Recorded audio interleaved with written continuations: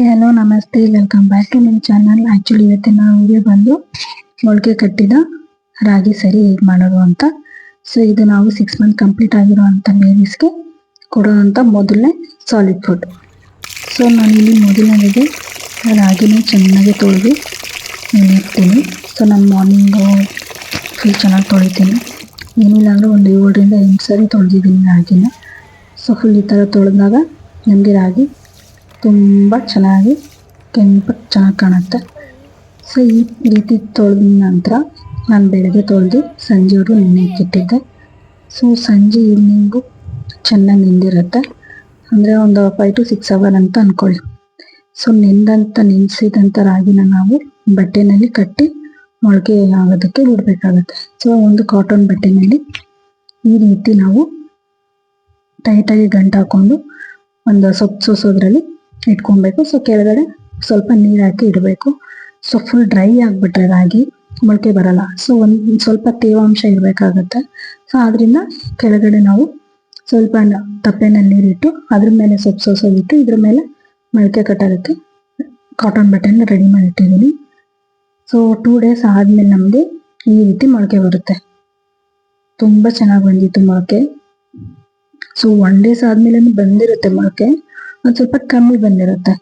So ನಾವು ಮೊಳಕೆ ಕಟ್ಟಿದ ರಾಗಿ ಸರಿನ ನಾವು ಬೇಬೀಸ್ಗೆ ಕೊಡೋದ್ರಿಂದ ಇದರಲ್ಲಿ ತುಂಬಾ ಎನರ್ಜಿ, ಹಾಗೆ ಕ್ಯಾಲ್ಶಿಯಂ, ಮೆಗ್ನೀಷಿಯಂ, ಪ್ರೋಟೀನ್ ಎಲ್ಲನೂ ಮಗುವಿಗೆ ಸಿಗುತ್ತೆ. ಸೊ ಈ ರೀತಿ ಮೊಳಕೆ ಕಟ್ಟೋದ್ರಿಂದ ಮತ್ತೊಂದು ಅಡ್ವಾಂಟೇಜ್ ಏನು ಅಂದರೆ ರಾಗಿ ಸರಿ ಸ್ವೀಟಾಗಿರುತ್ತೆ. ಸೊ ಮಕ್ಕಳು ಯಾವುದೇ ರೀತಿ ಹಠ ಮಾಡಲ್ಲ, ತಿನ್ಕೊತಾರೆ. ಸೊ ನನ್ನ ಮಗಳಿಗಂತೂ ಇದು ಫೇವ್ರೇಟು. ಸ್ಟಾರ್ಟಿಂಗ್ ಸ್ವಲ್ಪ ಅವಾಯ್ಡ್ ಮಾಡ್ತಾರೆ, ಯಾಕಂದರೆ ಎದೆಯಲ್ಲಿ ಕುಡಿಯುತ್ತಾರಲ್ಲ, ಸೊ ಟೇಸ್ಟ್ ಡಿಫ್ರೆಂಟ್ ಇರುತ್ತೆ ಅಂತ. ಸೊ ಅದ ನಂತರ ಅವ್ರಿಗೆ ಪ್ರಾಕ್ಟೀಸ್ ಆಗುತ್ತೆ.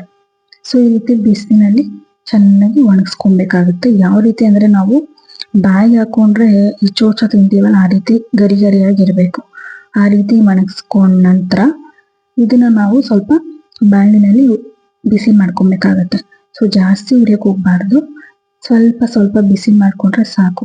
ಈ ರೀತಿ ನಾವು ರೋಸ್ಟ್ ಮಾಡ್ಕೊಳ್ಳೋದ್ರಿಂದ ಫ್ಲೇವರ್ ಚೆನ್ನಾಗಿರುತ್ತೆ. ಹಾಗಾಗಿ ನಾನು ಈ ರೀತಿ ರೋಸ್ಟ್ ಮಾಡ್ಕೊತೀನಿ. ಸೊ ನೋಡಿ, ಈ ಥರ ನಾವು ಕೈ ಮುಟ್ಟು ನೋಡಿದ್ರೆ ಸ್ವಲ್ಪ ಬಿಸಿ ಆಗಿರಬೇಕು. ಆ ಒಂದು ರೇಂಜ್ಗೆ ನಾವು ಬಿಸಿ ಮಾಡ್ಕೊಬೇಕಾಗುತ್ತೆ. ಸೊ ಎಲ್ಲನೂ ಹುರಿದ ನಂತರ ಸೊ ನಾವು ಹೋಗಿ ಮಿಲ್ಲಿಗೆ ಹಾಕ್ಸ್ಕೊಂಡ್ಬಂದ್ವಿ.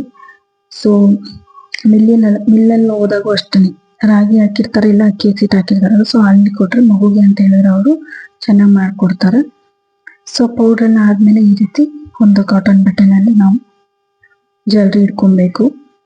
ಸೊ ಈ ರೀತಿ ನಾವು ಜಲ್ರಿ ಇಟ್ಕೊಳೋದ್ರಿಂದ ಹಸಿಟ್ಟು ನಮಗೆ ತುಂಬಾ ಸಾಫ್ಟಾಗಿ ಸಿಗುತ್ತೆ, ಮತ್ತು ಸರಿನೂ ಅಷ್ಟೇ ತುಂಬ ಚೆನ್ನಾಗಿ ಟೇಸ್ಟಿ ಇರುತ್ತೆ. ಮಕ್ಕಳು ಅಷ್ಟೇ ತುಂಬ ಖುಷಿಯಾಗಿ ತಿಂತಾರೆ. ಸೊ ನೋಡ್ತಾ ಇರ್ಬೋದು, ನೋಡಿ ತುಂಬ ಫುಲ್ ಮೈದಾ ಹಿಟ್ಟಿನಾಗಿ ಫುಲ್ ಸಾಫ್ಟಾಗಿ ಬಂದಿದೆ ಹಸಿಟ್ಟು. ಸೊ ಈ ರೀತಿ ಎಲ್ಲ ಹಸಿಟ್ಟನ್ನೆಲ್ಲ ಒಂದೇ ಇಟ್ಕೊಂಡ ನಂತರ ನಾನು ಒಂದು ಸ್ಟೀಲ್ ಬಾಕ್ಸಿಗೆ ಸ್ಟೋರ್ ಮಾಡ್ಕೊತೀನಿ. ಸೊ ಸ್ಟಾರ್ಟಿಂಗ್ ಬಂದು ನಾವು ತೆಳುವಾಗೆ ಮಾಡ್ಕೊಡ್ಬೇಕಾಗತ್ತೆ. ಮಕ್ಕಳಿಗೆ ತುಂಬ ತಿಕ್ಕಾಗಿದ್ರೆ ಮಗುಗೆ ನುಂಗೋದಕ್ಕೆ ಬರೋದಿಲ್ವಲ್ಲ. ಸೊ ಹಾಗಾಗಿ ಮಗು ಹಾಲು ಕುಡಿತಾ ಇರುತ್ತಲ್ಲ, ಸೊ ಅದಕ್ಕಿಂತ ಇನ್ನು ಸ್ವಲ್ಪ ತೆಳುವಾಗೆ ಮಾಡಿಕೊಟ್ಟೆ ನಾನು 1 week. ಸೊ 1 week ಸ್ವಲ್ಪ ತೆಳುವಾಗೆ ಕುಡಿದ್ರು. ಅದಾದ ನಂತರ 1 week ಆದಮೇಲೆ ಒಂದು ಸ್ವಲ್ಪ ತಿಕ್ಕಾಗಿ ಮಾಡಿದೆ. ಸೊ ನಾನು ಇವಾಗ ನಿಮ್ಗೆ ತೋರಿಸ್ತಾ ಇದ್ದೀನಲ್ಲ, ಈ ರೀತಿ ತಿಕ್ಕಾಗಿ ಮಾಡಿದೆ. ಸೊ ಆಫ್ಟರ್ 1 week ಆದಮೇಲೆ ಇವಾಗ ನಾನು ಒಂದು ಸ್ವಲ್ಪ ತಿಕ್ಕಾಗಿ ಮಾಡ್ತಾ ಇದ್ದೀನಿ. ನಾವು ಬೆಳ್ಳಗೆ ಇಟ್ಕೊಬೇಕು, ಬೆಳ್ಳಲ್ಲಿ ಎತ್ತಿದ್ರೆ ಅದು ಬೆಳ್ಳಲ್ಲಿ ನಿಂತ್ಕೊಬೇಕು. ಸೊ ಆ ರೀತಿ ಮಾಡ್ಕೊತಿದ್ದೀನಿ ಇವಾಗ 3 weeksಗೆ. ಸೊ ಸ್ಟಾರ್ಟಿಂಗ್ಗೆ ನಾವು ಮಗುವಿಗೆ ತಿಕ್ಕಾಗಿ ಕೊಡೋಕೆ ಹೋಗ್ಬಾರ್ದು. ಸೊ ನೀವು ನಿಮ್ಮ ಮಗು ಯಾವ ಕನ್ಸಿಸ್ಟೆನ್ಸಿನಲ್ಲಿ ಇಷ್ಟಪಟ್ಟು ತಿನ್ನೋದು ಆ ರೀತಿ ನೀವು ಮಾಡಿಕೊಡ್ಬೋದು.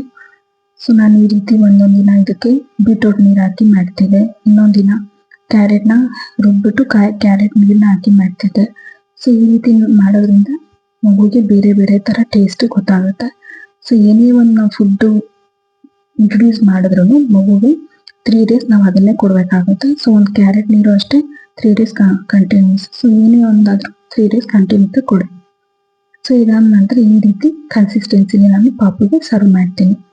ಸೊ ಯಾರಿಗೆಲ್ಲ ವಿಡಿಯೋ ಆಯಿತು ಲೈಕ್ ಮಾಡಿ, ಸಬ್ಸ್ಕ್ರೈಬ್ ಮಾಡಿ. Thank you for watching.